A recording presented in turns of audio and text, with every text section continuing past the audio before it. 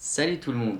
Alors c'est peut-être pas l'idéal parce que je suis enrhumé, j'ai une sale tronche et j'ai la voix de Barry White. Let the music play. Mais c'est de circonstance parce que je veux vous parler de mon projet, ou plutôt mes projets. Et comme j'y passe beaucoup de temps sur mes projets, c'est vrai que j'ai plus souvent cette tête de fatigué que la tête de quelqu'un qui passe bien à la caméra. Donc on va faire abstraction de ça et je vais vous parler de mes projets.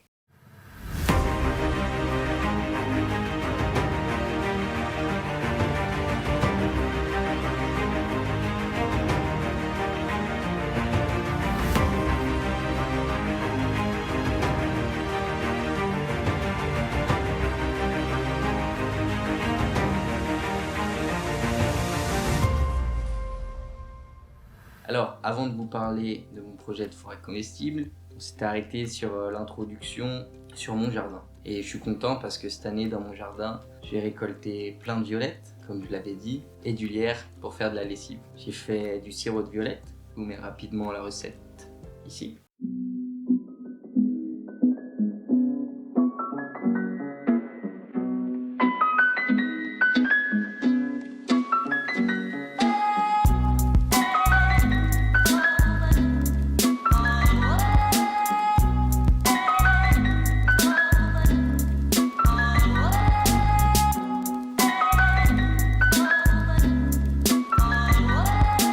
Et aussi de la lessive de lierre.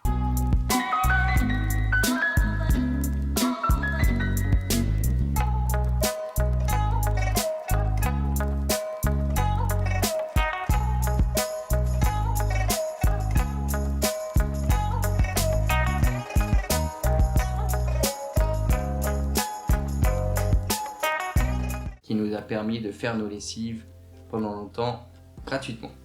Mais voulant protéger ma terre face à la canicule et laisser à manger aux abeilles, j'avais laissé la nature se développer. Mais j'ai reçu un message de la copropriété me demandant de tondre.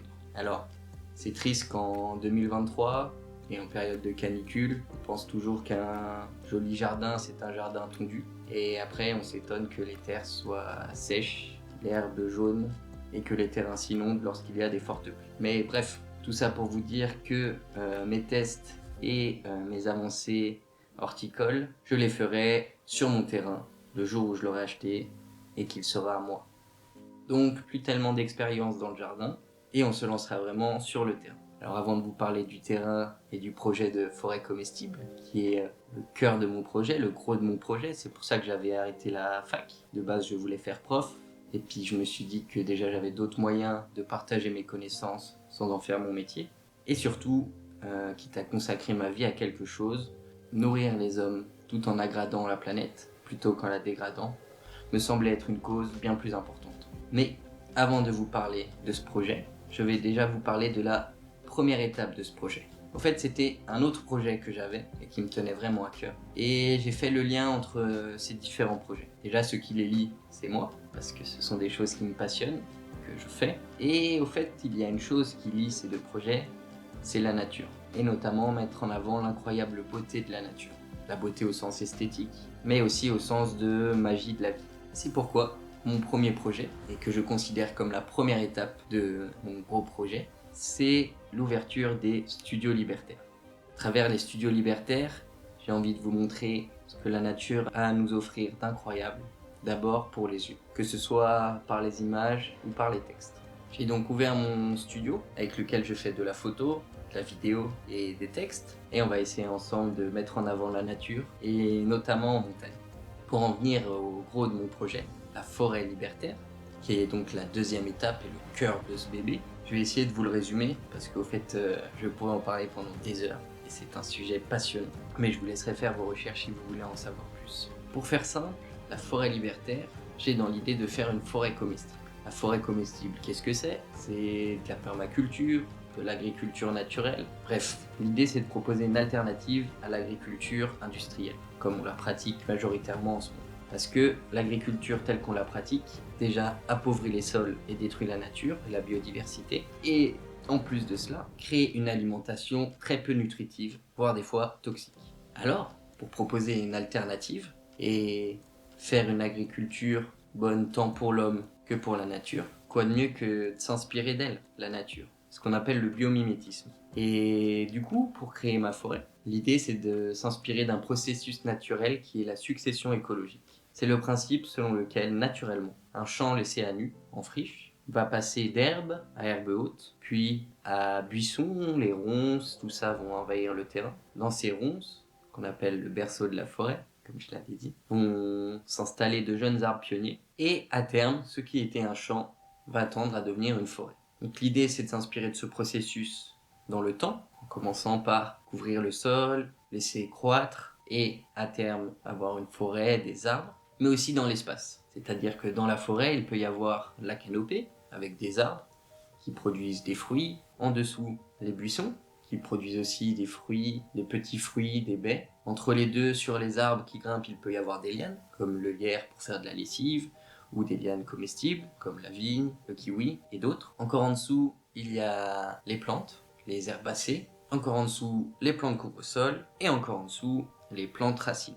Et on peut même rajouter la strate des champignons. Bref, dans l'espace, il y a une production à tous les étages. Et surtout, plus qu'une production, il y a une diversité. En essayant de créer des symbioses, donc des associations de plantes qui sont bénéfiques entre elles. Parce que ce qui tue aussi la biodiversité, c'est la monoculture, et le fait d'avoir une espèce sur des grandes surfaces. Ainsi, grâce à cette diversité, on préserve la biodiversité, puisqu'il y a différentes plantes qui fleurissent à différents moments de l'année et permettent de nourrir les insectes et autres pollinisateurs sur toute l'année. Bref, comme je vous l'ai dit, c'est un sujet passionnant et je pourrais en parler des heures. Mais déjà comprendre le principe de la succession écologique et s'en inspirer pour faire une forêt et une production agricole nous permet de comprendre qu'il y a des alternatives qui permettent de créer une nourriture saine pour l'homme, aggrader l'environnement et protéger la biodiversité, tout en améliorant le travail pour l'homme. Parce que si on laisse faire la nature, elle travaille beaucoup mieux que nous. Et nous, on n'use pas nos forces à travailler contre elle. Pour donner un exemple simple, beaucoup de gens se battent contre les ronces. Mais un roncier, si on le coupe, il va pousser de manière plus vigoureuse. Et donc on va devoir le couper encore plus. Et c'est un travail acharné pour pas grand chose. Car le roncier, il se développe pendant quelques années, puis meurt. Alors il va envoyer des rejets et se développer, créer des jeunes pousses à d'autres endroits, mais l'endroit dont on souhaite éradiquer le roncier, il va au fait, sans qu'on le touche, finir par laisser la place à d'autres plantes. Comme je l'ai dit, il se développe et en son sein vont pousser des jeunes arbres. Une fois que le terrain est préparé pour ces arbres, le roncier va mourir. Et après, il y aura des arbres à la place. Bref, je veux faire de l'agriculture, mais pas que. Je veux être ce qu'on appelle un paysan. Pourquoi j'aime ce terme? Parce que le paysan, c'est celui qui façonne le paysage. Et on le voit, s'il y a des zones en France aujourd'hui avec des étendues de champs immenses, c'est parce que l'homme les a façonnés ainsi. Alors que dans d'autres endroits où les forêts sont là, où il y a une diversité de prairies, de forêts et d'animaux, d'insectes, c'est aussi l'homme qui a co-travaillé avec la nature pour que ces endroits ressemblent à ça. Alors ensemble, on peut façonner le paysage pour qu'il soit riche, abondant et plus naturel. C'est comme ces grands champs dans le Verdon où j'ai vu des lignées et des lignées de lavande et des gens du monde entier viennent sur le plateau de Valensole pour se prendre en photo devant les champs de lavande. C'est à la fois impressionnant, mais j'avoue que ça m'a choqué de voir aucune autre plante, la terre à nu, sur tant d'hectares. Je veux dire, ce qui est beau dans la nature, c'est cette richesse, cette diversité, d'avoir un plant de lavande, mais d'avoir d'autres fleurs à côté, d'avoir des arbres autour. Et c'est ce vers quoi j'ai envie de tendre. Enfin, une fois que ce projet sera installé, je vois même une troisième étape à mon projet libertaire. La première étant les studios, mettre en avant la nature par les images et les textes. La seconde étant la forêt, où on va essayer de concrètement développer une alternative et montrer par l'exemple qu'une autre agriculture est possible. Et enfin, la troisième étape, c'est l'aspect associatif. Déjà, j'aimerais que mes fruits et légumes bruts, comme ce sont des produits de première nécessité, soient vendus à prix libre. Parce que bien manger, ça ne devrait pas être une question d'argent. Et surtout, quand je pense au côté social, je veux que cette forêt soit un lieu de vie, de partage et d'entraide, où l'on puisse venir, échanger, apprendre, discuter, essayer. Bref, que ce soit l'embryon de la société de demain. Et finalement, c'est de cette manière que je partagerai mes connaissances. Et de cette manière, je ferai un peu le métier de prof, comme je le voulais lorsque j'étais à la fac. Bref, j'ai hâte de vous montrer tout ça, faire tout ça. Et ensemble, on va essayer non seulement de rêver, mais de réaliser ses rêves. Soyons optimistes, soyons pleins de vie, d'entraide, partageons tout ce que nous pouvons et créons ensemble une société meilleure. D'ici là, pour ceux qui veulent me soutenir, vous pouvez acheter mes photos en fond d'écran pour téléphone ou ordinateur sur mon site, ou même les acheter en tableau pour voyager depuis votre salle. Bref, je vous mettrai le lien de mon site juste en dessous. N'hésitez pas à cliquer sur le lien et acheter mes photos. C'est comme ça que vous pouvez me soutenir et chaque petit geste de votre part m'aidera à avancer vers mes projets. Je vous dis à très bientôt et prenez soin de vous.